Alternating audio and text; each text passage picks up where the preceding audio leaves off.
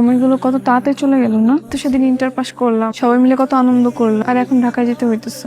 আমি তোমাকে অনেক মিস করবো। আমি জানি না আমি এখানে গিয়ে একা একা থাকতে পারবো কিনা। আমার চাইতে ইচ্ছা করতেছে না। এই কথা, এরকম কথা বলে তুমি? আমি তোমার অনেক ভালোবাসি। আমি তোমার অনেক ভালোবাসি তো। কি ব্যাপার, ভার্সিটি কেমন যাচ্ছে? সবকিছু ঠিকঠাক? হ্যাঁ, ক্লাস ভালোই হচ্ছে।